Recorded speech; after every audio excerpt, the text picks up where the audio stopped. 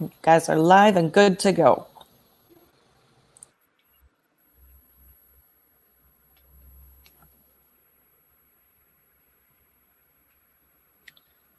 All right. Hello, everyone, and welcome to our talk today. My name is Brandon Alvis. I'm the founder of the American Paranormal Research Association. I founded the organization in 2006 to solely investigate historical locations throughout the United States. 2019, I started working with Mustafa Gatollari here on A&E's Ghost Hunters. And, together we've done some great research, and we're going to talk a bit about that today. Right, Mustafa? Yeah, 100%. Again, my name is Mustafa. Brandon and I have a pretty crazily storied history with one another. We met while pretty much screen testing for ghost hunters, and ever since then we've kind of been thick as thieves. And we noticed that a lot of our interests in the paranormal field aligned. The way we like to do our methodology, it all aligned. And the biggest thing that we kind of noticed, and our biggest gripe that we've had over the past few years, and we both combined, how many years would you say? Over 30 years experience between the two of us in the field. Yeah, so we've both been doing it for a very long time. And our biggest gripe that we've had is that no one's really pushing the field forward.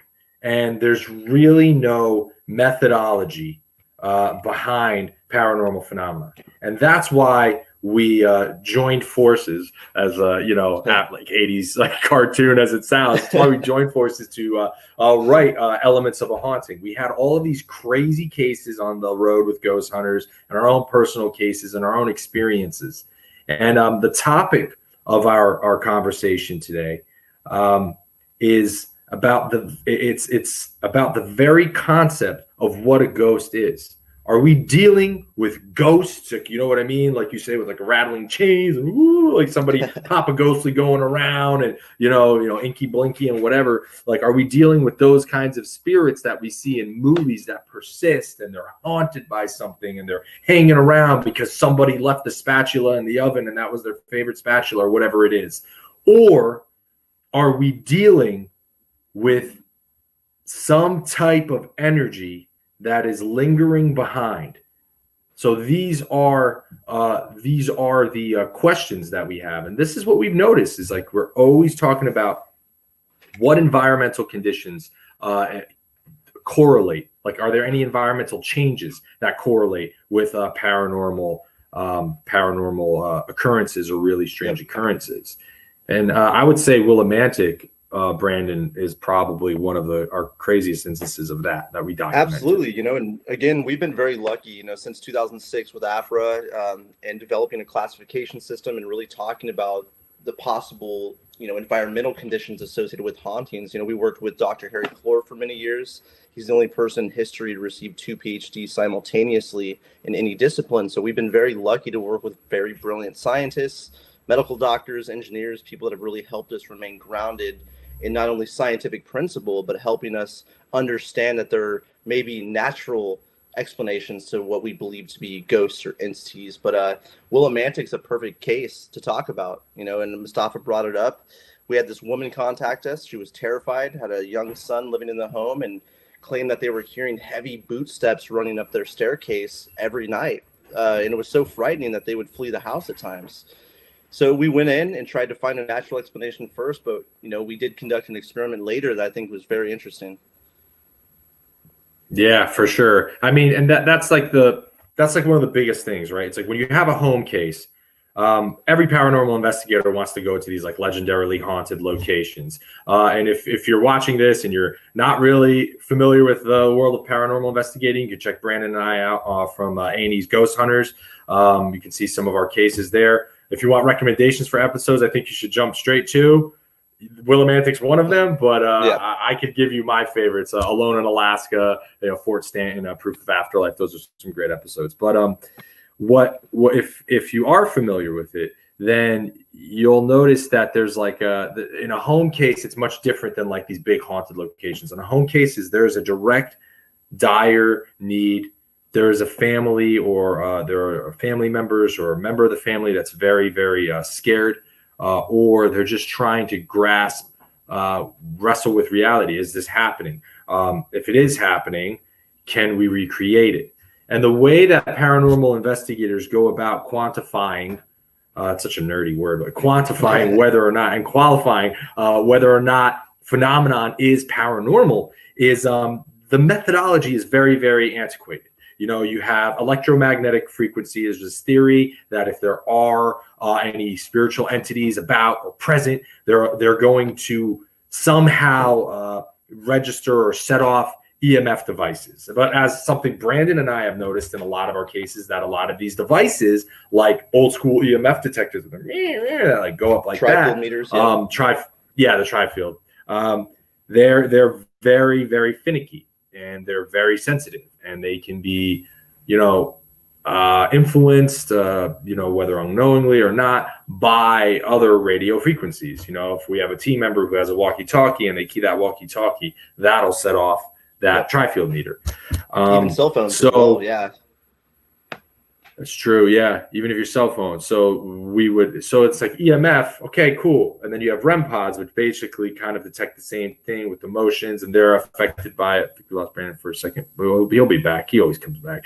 But even with the REM pods, those are devices that would get easily triggered, easily set off, and those we couldn't really use them anymore. So what we decided to start using were these things called EDIs. The EDIs are basically just, all they do is detect a variety of different environmental conditions. I know we're talking a lot about the science stuff, but I promise it's going to make sense in a little bit. So you have the EDI detectors, and we got the one thing we started noticing with our paranormal findings, right, and things that anything that seemed weird, was that there was a correlation with pressure. There'd be pressure changes. So with this family in Willimantic, people are walking down the stairs, and they say they hear footsteps, even when they think there's people walking down the stairs, but they look and there's nobody there. So they hear these footsteps. So what Brandon and I, you know, we're racking our brains. We're trying to figure out what's going to happen. We're trying to figure out how we're going to recreate this. We go, and Brandon decides, he's like, hey, we have all of these EDI detectors, and they're not cheap, but thankfully, you know, we're on a pretty good production with Ghost Hunters, so we had a few of them. He puts them up on the stairwell because we think we're hearing these footsteps, but there's no way to quantify whether or not it's just creaks. But what had happened was, after we were waiting there a few minutes, down the stairwell, in the same pattern in which we heard the footsteps, do, do, do, down the stairs, you would see on the EDIs pressure change. And then on the next one beneath it, pressure change. And then on the next one beneath it, pressure change. So we did that on all 4 legs of the stairwell. And every few minutes would go by, and you boom, boom, boom. So what is causing these changes in barometric pressure in the same places that people hear footsteps?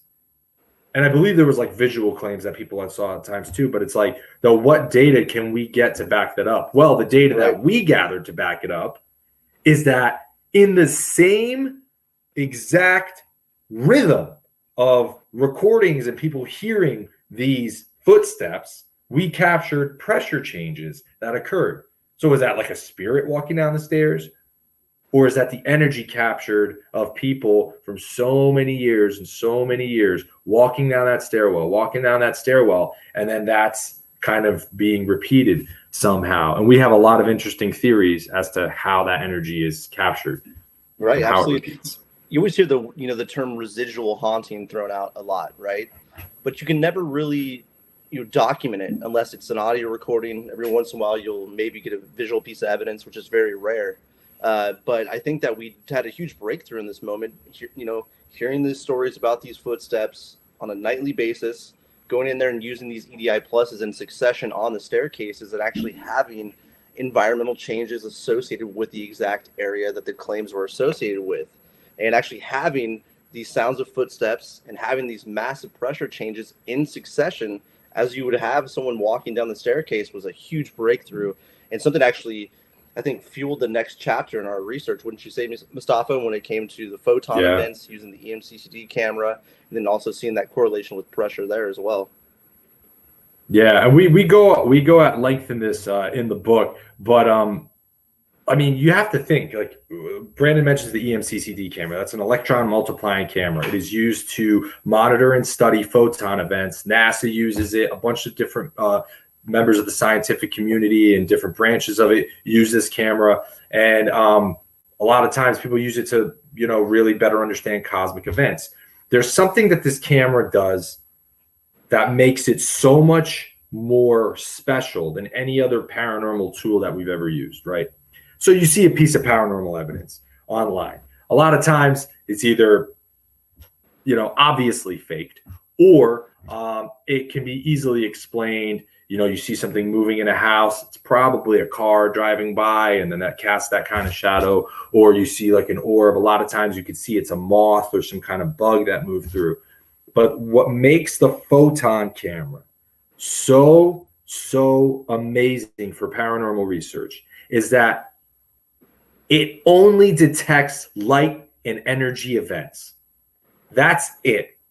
You can't put stuff in front of it to create some other type of visual aberration. If there is not a creation of like energy, like if you light a match in front of it, it won't record it in that way. It won't document the event. It just highlights photon events.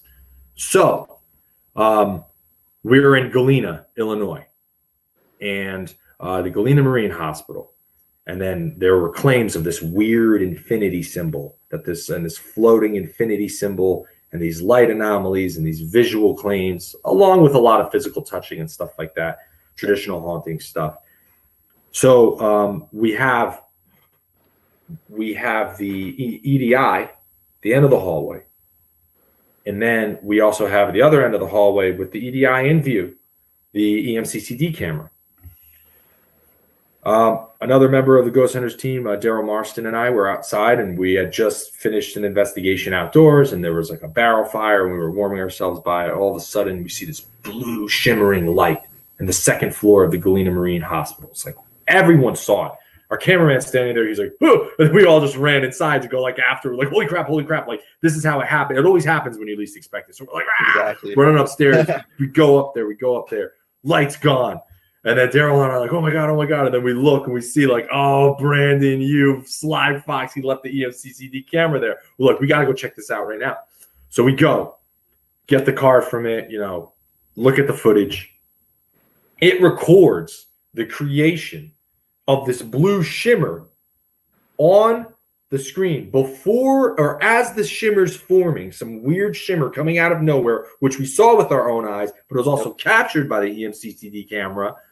We see at the end of the hall, right as that shimmer's forming and it's starting, pressure changes going off on the EDI. There was a distinct drop when we checked the chart in barometric pressure, a huge, it's like boom, huge spike. Massive. When that light anomaly happened. So it's like, okay, we don't know what that is. We can't pretend to know what that is, but we do know that every time it happened in Alaska, again, we caught this crazy visual apparition, full-bodied of a shadow figure looking out. And that was, we had EVPs, but electronic voice phenomenon, that we captured weird voices that like predicted what we were going to say before that happened. So it's like, oh my God. So you have all this and then pressure changes. So that brings us to this idea of like, okay, why pressure? Why is there always a change in pressure whenever there's some kind of weird paranormal or supernatural or whatever the hell kind of activity occurring? Yeah, it's unbelievable, and it's really cool breakthrough for us to actually see and actually document these different types of phenomena and pressure associated with it. I mean, that even happened with us in the graveyard at Landal's as well, if you remember that, Mustafa. Where we're sitting out there, that's right, yeah, microphone, and we're out there trying to find some kind of proof or trying to find a natural explanation for this little girl that they're seeing in this old cemetery right next to this beautiful hotel. And that all of a sudden, boom, pressure changes start to happen outside. Even it was outside in a cemetery, and then all of a sudden, moments later, you clearly hear the sound of this little girl speaking to us very intelligently. Yeah. So, I mean, we've had a lot of instances where pressure changes correlate with this phenomena in some way. And not only have we documented that with visual phenomena, audible phenomena, but also with, you know, just hearing these footsteps on stairs as well. So there's definitely something going on with it. So is it the energy associated with it? Is there a natural explanation? We don't know yet, but there's definitely a correlating phenomena associated with these pressure changes, which is really interesting. Yeah. And then the more we kind of delved into it, so it's like, okay, again, the field is so new, and so many, a lot of like programs and a lot of paranormal investigators, not that there's anything wrong with this, but like there's a big thrill seeking aspect to it, because it is so exciting when, like, you know, you'd be like, hey, if there's anybody here, can you knock twice in succession? You do a knock, and then all of a sudden you wait, and then you hear out of nowhere, like, and you go like freaking nuts. And it's like, it's a great high. It's a great feeling. Or like when a, you know, REM pod goes off, or a motion detector light, which we use also. And it's a very simple tool, but it's incredible. When that goes off, oh my God. But what we started looking, okay, so here's what we know. Photon events on multiple occasions in places with reported paranormal claims have appeared out of nowhere, and there's no way we can recreate them. Okay, like Brandon says, if it ain't normal, it's paranormal. That's one paranormal thing. Another paranormal thing, there's pressure changes pretty much every single time. There's pressure changes. That's like the one constant. There will always be weird changes in barometric pressure, whether that's in correlation with visual claims, audio claims, strange light anomalies, captures on the FLIR thermal imaging camera, or sometimes a collection of like all of them, like in Alaska. So we started looking into pressure and photon events, so light events. So what we started to see it come up a lot in our research is that black holes, as crazy and like disparate as it sounds, black holes do hold the secrets, some may say, to the idea of like how we understand the concept of time. And what we do know is that the last thing to survive in a black hole is light. And we also know that black holes thrive on pressure. Yep. So, as crazy as this sounds, but if we're talking about ghosts and people persisting after they've passed, we're already in the realm of what people would call crazy. Is it that we are experiencing ghosts, or is there some type of aberration or shift or break in time that we are just so happening to be present for in that moment? Is that what we are encountering? So like that's exactly. Something that I think about all the time. Yeah. It's definitely something we can't ignore, you know, with any type of research, especially scientific research. We have to look at these different types of research taking place, be that from NASA or anywhere. Take that into account, especially when we start to see that there is a correlation with the pressure changes. And we've been noticing that here in said haunted locations, in locations people have seen apparitions or entities for many, many years. And we're going in and actually documenting things we can't truly explain, and actually going to a third party from the technical industry, showing that data to them and not really finding an explanation. So it's beyond interesting, especially to think about black hole and black hole theory, you know, pressure changes, photons, things like that. It's definitely something to think about, and definitely makes you, you know, broaden your thinking when it comes to the possibility of ghosts and hauntings. That's for sure. Yeah, and it also kind of makes you think, like, it's weird, like, you know, there's this idea when you're ever paranormal investigating, and everybody always goes to a place where somebody committed suicide, and we've had a few of those kinds of cases. And we were lucky enough in Pampa, Texas, which we talk about extensively, plug in the book, in Elements of a Haunting. We're at the Old Worley Hospital in Pampa, Texas, and we had there's strong evidence to suggest a very, very great back and forth with an entity there who had taken her own life. So the second you bring that up, we brought that up, you know, because we were like for 20 minutes getting questions, confirmations, reconfirmations, who they are, your gender, you know, where you were born, your name, and then, you know, control questions. And when we brought that up about the, you know, her taking her own life, silent. So it begs the question, especially because there's other investigators who have said it's okay. They've asked and they got an EVPs like, oh, I'm in this year, or this is what the year it is. Do they know that they're in, you know, this time period, or are they still living in that time period, so to speak? And we're somehow managing to establish some kind of communication through that. I know it's a very like Dennis Quaid frequency, some kind of like thing going on, and we don't know what it is, but what we do know is that, you know, we have strong evidence that we've communicated with individuals who are not there, and that light anomalies and pressure have a lot to do with them.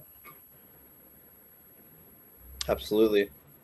Yeah. Or is like whatever our essence is after we pass away, does that persist as light as well? Right. And that causes, exactly. So that's another theory. I mean, there's always there's always the theory that energy is neither created nor destroyed. So where does that energy go when we die? Does it retain consciousness, and can we document it? And is it in the form of photon events? That's always something that we're looking at now, and something we talk about extensively in the book. And so many cases we highlight in the book and go through and really break down not only our research from the scientific principle and the scientific aspect, but you also look at a classification system, which is something that we're introducing in this book, which is very exciting because it's never really been done, especially on this scale, to actually implement a classification system. And working with Dr. Clore for so many years, I asked him, you know, what's the next step for paranormal research? He said, well, not only to, you know, be grounded in scientific principle, but there has to be some form of classification system. You don't go to a zoo and say you saw a bunch of animals. You go to the zoo and say you saw tigers and lions and elephants. So that's something we needed to implement within paranormal research, and something that we implement in this book. And it's actually very exciting, I think. Yeah, for sure. It's hopefully going to push the field forward, and you know, we have a lot of like recommendations for like the you know, best practices to start investigating and stuff like that. So yeah, if you're looking to get into it, or you want to delve deeper, or you want to read about some truly like proven horrific kind of encounters and stuff, that's in the book as well. So yeah. If you're a paranormal fiend, you'll definitely appreciate this. Or if you just ever have questions. Anyway, speaking of questions, yeah, we'd love to see some. Let's see. Check it out. Oh, Amy says blessings from South Dakota. I haven't been there. All right. South Dakota's great. Love South Dakota. SD. Yeah, if anyone has any questions, feel free to ask in the chat, and we'd be more than willing to answer any questions you have. Yeah. If it takes, all right. There we go. From Lara. Is barometric pressure changes why animals seem to sense paranormal activity more easily than people do? I didn't even think about that. That's a really I didn't even question. think about that. Yeah, that's something I've never even thought about. But as we know, with animals, they're way more susceptible to paranormal phenomena, and they can see things just like children, small children as well. They just have an extra sense that we somehow lose when we get older. But it might be pressure changes. That's it's a huge possibility. Absolutely. Yeah, you just sense that like huge like change in pressure. Wow, that's great. I didn't even think that. Wow, thank you, Lara. That was actually amazing. Okay, here we go. Let's see. Thank you, Emmy. Thank you for talking to us. How do you feel like technology has evolved in order to aid in your investigations? People are creating. We'll take the EDI for example. It's such a well insulated device, and it's so hard to manipulate. Camera quality has gotten better, audio quality. You get something like an ambisonic microphone, you get the 360 degree sound. Those are some sensor technology has gotten way better. So yeah, I mean, with the evolution of technology, which is something that's rapid and constantly changing, that aids our research, especially from the scientific principle side of it, because we're getting our hands on technology that we didn't have 10, 15 years ago. And it's actually given us more data that we can actually have looked at by a third-party opinion and experts from various technical industries that can really break it down for us and tell us if it's natural or something we can't explain. So the evolution of technology is helping, and it's so rapid and it's amazing. I mean, everything like Mustafa said, from ambisonic 360-degree microphones to microphones that mimic human hearing, to sensor technology like the pressure changes that we've noticed with the EDI Plus, having barometric pressure sensors, EMF sensors, temperature gauges, all those type of things in one device is something that we didn't have 5 years ago, let alone 10 years ago. So we have that all in one little perfect device. And before, we had to have separate devices to actually measure all that data. So it's really nice having one neat package. Yeah. Okay. Barbara, Banshee. Fascinating. Have you approached anyone in the academic scientific community about their thoughts on the photon barometric changes? Could it be caused by atmospheric or climate/weather conditions? I know for the photon camera, we did have somebody when we were in Clifton, Arizona. Yeah, we actually have reached out to not only, Dr. Harry Clore, who's a consultant of ours and someone I've worked with for over a decade now, but we talked to multiple other, scientists about this camera. And we actually had to talk to him in order to be able to use the camera properly, because we wanted to make sure everything was calibrated, everything was working in order.